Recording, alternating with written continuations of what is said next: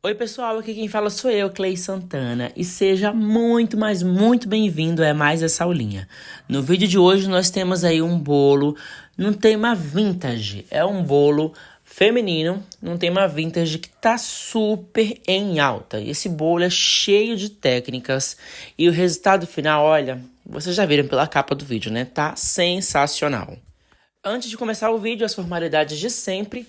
Já clica no botão inscreva-se se você não é inscrito ou inscrita no canal. Já deixa o dedo no like aqui, porque quanto mais like você deixa, o YouTube entende que o conteúdo é relevante e ele indica para mais pessoas. Eu sei que essas formalidades são chatas, mas são necessárias.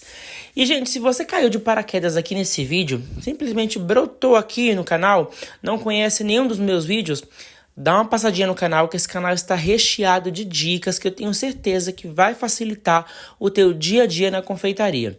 Então, já se inscreveu? Já deixou o seu like? Posso continuar aqui a decoração? Então, vamos lá, gente.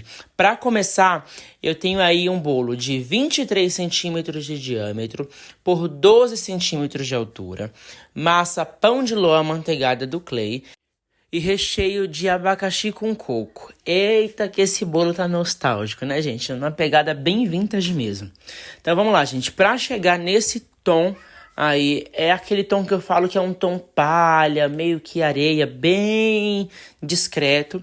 Eu coloco umas gotinhas de marrom e umas gotinhas de amarelo. Mas é uma gotinha mesmo, gente. Eu pingo o corante. Nesse caso aí eu não cheguei nem a pingar. Eu deixei, apertei, quando a gota estava quase saindo, eu melei a espátula para a gente conseguir chegar nesse tom. Que era essa a proposta do bolo. Então vamos lá, depositei meu chantilly no bolo e agora eu venho começando o alisamento. Tá? Esse bolo, ele vai ser um espatulado liso, não vai ter nenhum trabalho de espátula decorativa, então é liso mesmo. Comecei decorando aí as minhas laterais do bolo, depois eu fui pro topo. Isso aí não existe uma ordem exata, isso eu faço de acordo com bolo para bolo. Tem bolo que eu começo pelo topo, depois para as laterais. Não vejo dificuldade, não vejo tanta diferença assim, tá? Então vamos lá. Eu alisei o meu topo, deixei o topo bem lisinho. Vocês percebem quando a gente alisa o topo, as quinas meio que descem, né? Ela forma tipo uma barriga. E aí, depois, com o topo todo lisinho, nós vamos alisando as laterais novamente. Quanto a passar a espátula no bolo, gente, não existe um número determinado de vezes que você vai passar a espátula no bolo. Você vai passar a quantidade de vezes que forem necessárias. O que eu tenho como base para mim é, eu passo a espátula, vocês verem que sobe muita quina. Aí o que eu faço? Eu faço o que eu apelidei das pré-quinas. Então, aquele todo o excesso que subiu, eu tiro todo o excesso para depois vir fazendo a quina definitiva. Nesse caso aí, o bolo tinha quina imperfeita. Mesmo assim, eu tiro o excesso, porque a quina imperfeita, ela não precisa ser aquela quina grotesca. Tem que ser uma coisa delicada. Aquele excesso de quina que subiu, eu tirei. Aí depois eu passei a espátula novamente e aí subiu aquelas quinas mais delicadinhas. Limpei o cake board, deixei ele bem limpinho.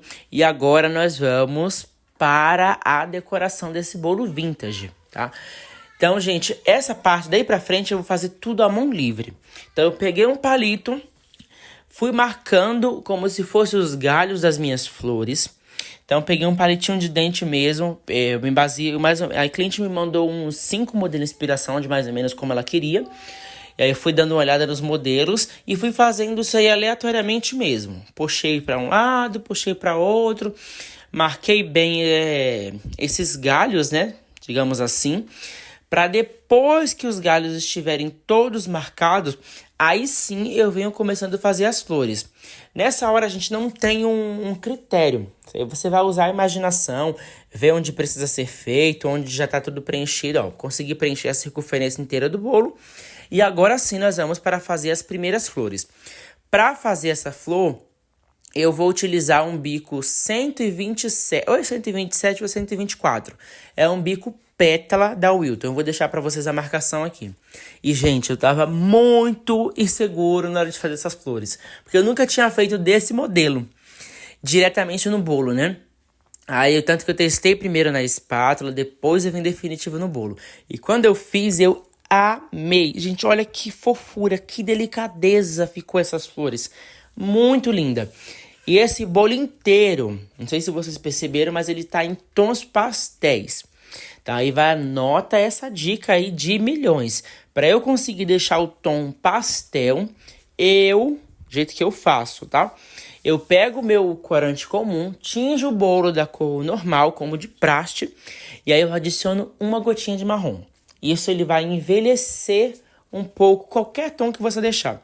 E nessa hora, gente, a próxima cor era rosa. Então sobrou um pouco do amarelo.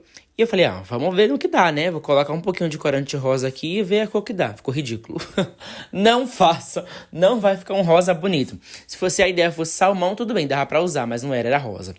Então eu peguei o rosa normal, com chantilly branco, tingi de rosa. Como o meu rosa era pink e o bolo era em tons pastéis, eu coloquei uma gotinha de marrom pra dar um tom pastel ali. Nesse caso ficou jogado um pouquinho pra um rosé. E aí com o bico 35 da Wilton, eu fiz essas minis rosetinhas. Esse bico, gente, 35, ele é como se fosse um bico M na versão mini, tá? E aí, pra fazer a última flor, eu utilizei o bico 2B. Ou é 2B ou é 4B, gente. Eu tenho uma dificuldade de lembrar o nome dos bicos. Mas eu vou deixar pra vocês aqui na descrição, tá? Que ele é um bico pitanga mais aberto. Você vê que a gente olhando pra ele, nem imagina que dá pra fazer uma flor com ele, né? Mas fica uma flor muito linda. E aí, gente, vamos pra hora da verdade. Fazer as folhas das flores. Eu não tinha um bico folha pequeno, o bico folha que eu tenho era maior. Então o que eu pensei? Vou tentar fazer a mão livre. Não gostei, gente, olha pra isso aí. E eu fui burro, porque eu comecei a fazer pela frente. Não façam isso. Principalmente quando eu tô usando esse cakeboard que ele delimita a frente. Sempre comece por trás. Se ficar do jeito que você não gosta, pelo menos é atrás.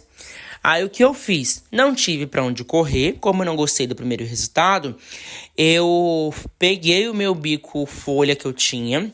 Só que é um bico folha muito maior. Tanto que eu fiquei olhando assim e falei, ai, gente. Mas no final de tudo, gente, ficou maravilhoso. Ficou muito lindo. E aí eu só delimitei mais ou menos onde eu queria que aparecessem as flores, as folhas. E aí no modelo inspiração também tinha uns pontinhos, né, na cor roxa. Então eu peguei o roxo que sobrou. E aí fiz esses pontinhos. Uma outra dica, o que sobrou do rosa, esse dá certo, tá, gente? O que sobrou do rosa, você vai colocar algumas gotinhas de azul, ele dá roxo. Então você consegue fazer esse jogo de cores sem precisar sujar vários potes para atingir várias cores. Só não faça do amarelo pro rosa, tá? Mas do rosa pro roxo dá super certo. E aí eu fiz os pontinhos para poder conversar melhor com a decoração. E aí, gente, olha, pausa pro print, tá? Foram esses corantes que eu usei nesse bolo, todos esses. E olha o resultado final desse bolo. Gente, esse bolo ficou maravilhoso. Olha a delicadeza, a elegância que ficou esse topper na junção com esse bolo. É aquela coisa, gente, o menos é mais. É um bolo que tem bastante detalhes, mas detalhes sucintos. E olha o resultado final, gente. Se você chegou até aqui, não esqueça de deixar esse like. Se esse vídeo te ajudou de alguma forma, comenta, diz aqui pra mim nos comentários. E se você acha que esse vídeo vai ajudar uma outra pessoa, compartilha. Abençoa a vida de outra pessoa também. E dá uma passadinha lá no Instagram, vou deixar aparecendo pra vocês aqui na tela, que eu tô sempre ativo respondendo vocês por lá, tá, gente? Então é isso aí, gente. Aguardo vocês em uma próxima aulinha. E fiquem com Deus. Fiquem ligadinhos por aqui que tem vídeos novos toda semana.